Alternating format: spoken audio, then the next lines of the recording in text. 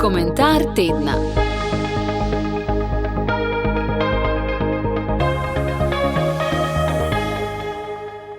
Slišati, srečati, delovati.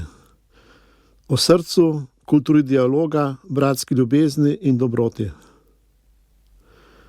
V prihodnjih dneh bo teden Karitasa. Geslo letošnjega leta je Poti do srca. Ker gre za sporočilo Karitasa, najprej pomislimo na srca teh, ki so v potrebi in potrebujejo pomoč. Vendar se mi zdi, da je enako pomembno ozreti se na lastna srca, srce darovalca in srce tega, ki dar potrebuje. Toda kako razumemo srce in kaj pomeni napotiti si na pot do srca? Kako to lahko vpliva na delovanje Karitasa in na našo držo podpiranja solidarnosti z ljudmi v potrebi? Začnimo pri različnih razumevanjih srca. V naši sodobni kulturi prevladuje pogled, ki srce povezuje s čustvi. Tudi, ko se srce povezuje z ljubeznijo, prevladuje pogled, ki ljubezen razume predvsem kot ljubezensko čustvo, pogosto v povezavi s telesom, redko z mislijo ali duhom. Vendar so tudi drugačni pogledi, ki se jih morda ne zavedamo do mere, ki so jo vredni in jih zato ne živimo. Poglejmo nekaj primerov literature, filozofije, svetega pisma, življenja. Morda je primerno začeti s Francetom Prešernom. Zadnja kitica Zdravljice pravi: nazadnje še, prijatelji, kozarce zase vzdignimo, ki smo zato se zbratli, ker dobro v srcu mislimo. Kaj je Prešeren mislil s tem, da je srce povezoval z mislimi? Ali človek misli v srcu? Je Prešeren tako zapisal, ker je našel dobro besedno igro? Ali je skušal izraziti globlji smisel? Nekaj o tem pove prva kitica, v kateri zapiše, da sladko vince oživlja žile, srce razjasni in oko. S srcem so povezani mnogi deli človeka, pri Prešernu čustva, misli, telo, volja. Podobno je Saint-Exupéry v Malem princu zapisal. Pravi: kdor hoče videti, mora gledati srcem, bistvo je očem nevidno. Na drugem mestu pa piše, da fizične oči ne vidijo celote, da ne morejo videti bistva. V tradiciji cerkvenih očetov ima človek zunanje, fizično oko in notranje, duhovno oko. V srcu pa se povezuje oboje, kajti Sveto pismo v srcu prepoznava središče človekove osebe. Citatov, kjer nastopa srce, je samo v Novi zavezi več kot 140. Dobro je spomniti na dva vidika.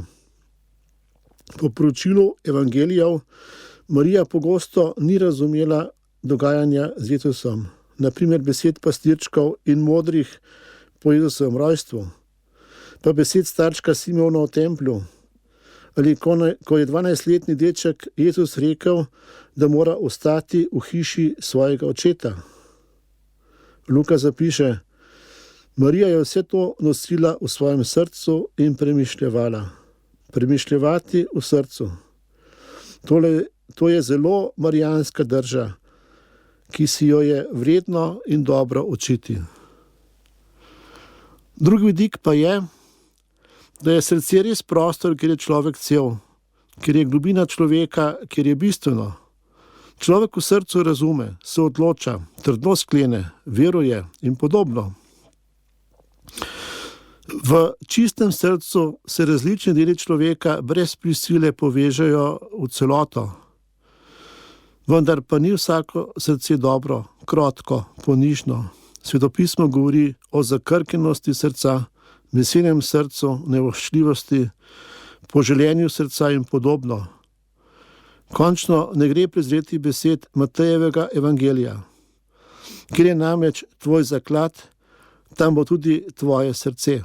Vsak človek, vsaka skupina mora kdaj poskrbeti za očiščenje srca. Sveto leto bo izjemna prilika, da vanj vključimo tudi ta vidik duhovnega življenja. Globino srca je dobro razumel Martin Buber, judovski mislec in globoko veren mož.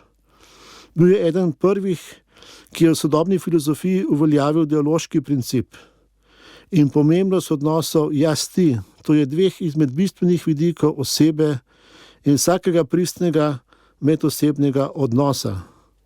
Vsak resnični dialog po Buberu vključuje srečanje iz srca v srce.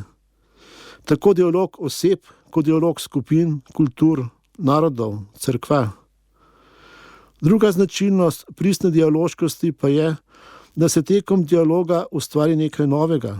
On imenuje das Zwischen, to, kar je vmes. Nekateri dialoškost povezujejo z novimi vrednotami. Izkušnje kažejo, da resnični dialog spreminja odnose, odpira nova spoznanja in spodbuja povezano skupno delovanje.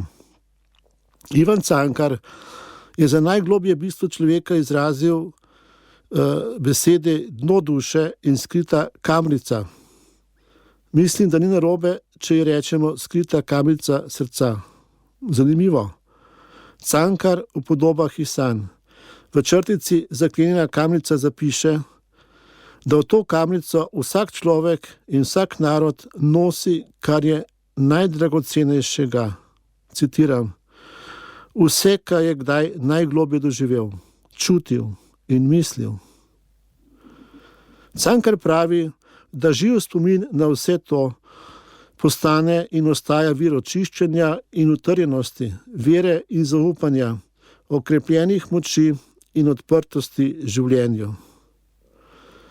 Živeti v skladu s srcem tako pomeni prisluhniti, se srečati, čutiti in misliti, delovati, vendar ne delovati iz prisile ali zunanjega